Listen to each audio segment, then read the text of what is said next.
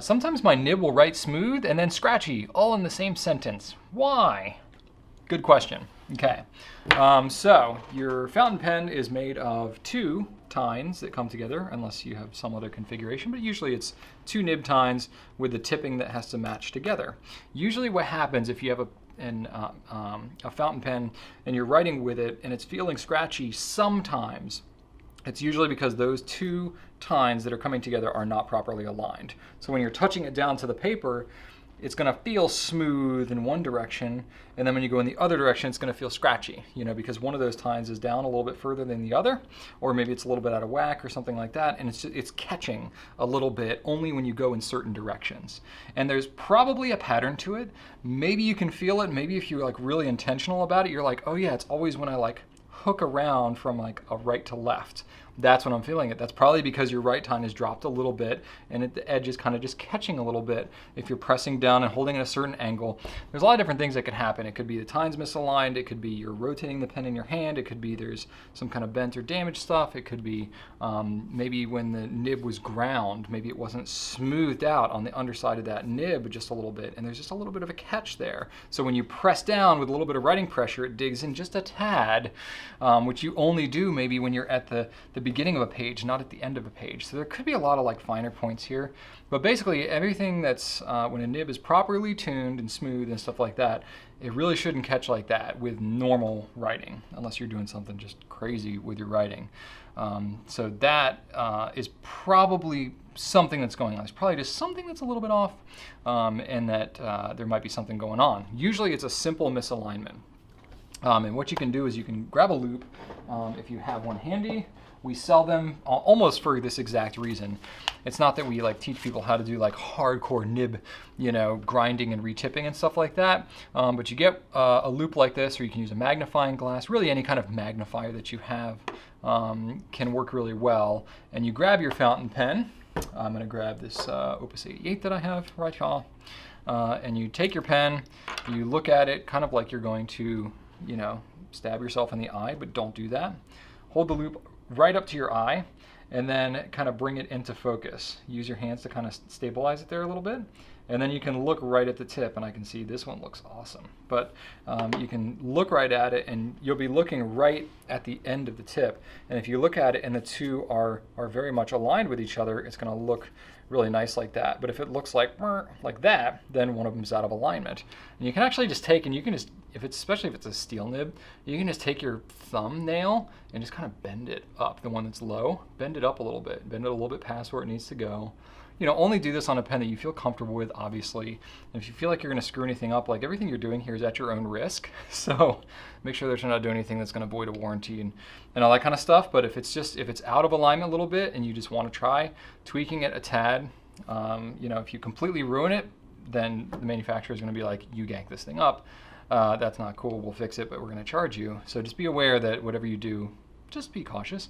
But you can bend it up a little bit and usually fix that with relative ease if that's what's going on with your nib. That's where a loupe really helps. So you can look at it and you can see what's going on. You can be like, oh yeah, that right tine is a little bit low. If the right tine's low and I'm writing from right to left, that right tine is dragging a little bit. You push up on it a little bit, you check it again, you're like, oh, that looks much more aligned. And then you write on the paper and you're like, oh, that feels way better. That's oftentimes what'll fix it, probably 80% of the time.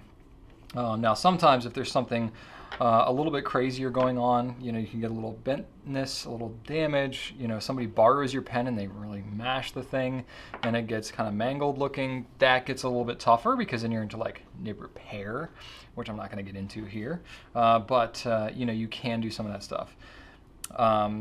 If you are super ambitious and you can have it repaired if it's an important pen to you, or sometimes you can swap out the nib if it's like really that damaged. But if there is like damage in one area but not in another area, that could explain some of the inconsistency. But even some of that inconsistency, oftentimes what I see happening sometimes, if the nib is aligned, but it still feels a little bit scratchy in some directions. I've done some nib grinding stuff. I've done some of that on my own, and I know when I'm grinding something, basically I grind it, but there's like kind of a sharp edge when you do a fresh grind. So one of the steps for doing nib work is you use, you know, a micro mesh or something thereabouts. And I'm trying to see what I have handy because I didn't grab really any supplies ahead of time. There we go. So I have like a micro mesh. This is a 12,000 grit. Feels kind of leathery.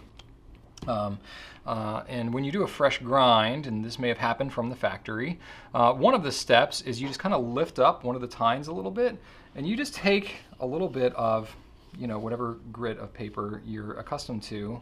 This is the manufacturer. Everybody might have a different process. You just kind of take it and you just kind of like nick the inside a little bit. So what you're doing is the part of the tines that kind of touch together, that tip right there, you're just like rounding off a little bit of that inside edge on the underside. So what happens when you manufacture the nib, you have a slit that's cut. So there's this cutting wheel that comes and cuts that slit. And then you usually have some kind of rounding or shaping that's done on the tip. And then if that's it, if there's not any type of smoothing or polishing that's done in addition to that, there might be a little bit of, just a tiny, tiny bit of a sharp edge right on the inside there. And it means at certain angles, or if there's any kind of misalignment, it could just dig just a tiny bit. And you can feel really, really small amounts of that. And so usually what happens, manufacturers will polish that inside edge so it doesn't catch as much. If there was any type of imperfection in the process, you could have, you know, a little bit of a catch right there. Typically, honestly, what you see more often is companies will over polish that inside edge, and that's what creates what's called baby's bottom, which can create flow issues. It feels really smooth, but if it's too rounded on the inside of that nib, you end up with too much of a gap here, and the ink actually has a hard time making it to the paper.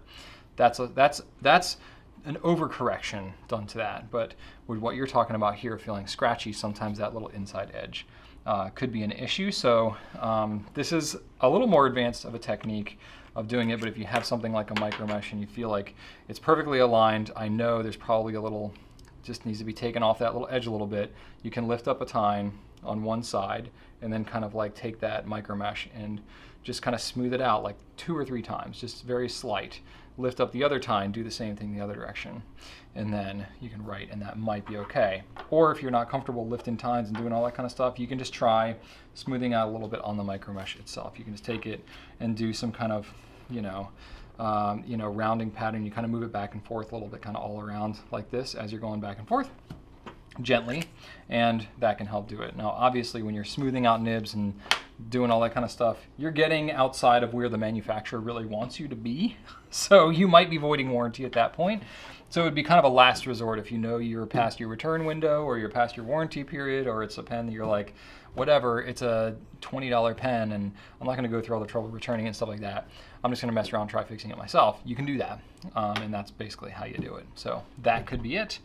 Yeah, but just be careful, because if you round that edge too much, you can actually create baby's bottom, which would really not be ideal, because then the only solution is to basically intentionally kind of grind it away, which is much more involved, getting rid of baby's bottom.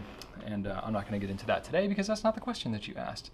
But to wrap all this up, any nib smoothing or adjustment, you got to do it at your own risk. Then of course, if this is on a brand new pen and it just is intolerable to you, you can always reach out to the retailer, or go directly through the manufacturer and do a warranty thing. If you're just like, I'm not going to go mess with my pen, that is very welcomed part of the process as well. But I've wanted to get deep into maybe why it might be happening, and if you wanted to try and fix it yourself, you could. But certainly, it's not the expectation that you should have to do that on a brand new pen.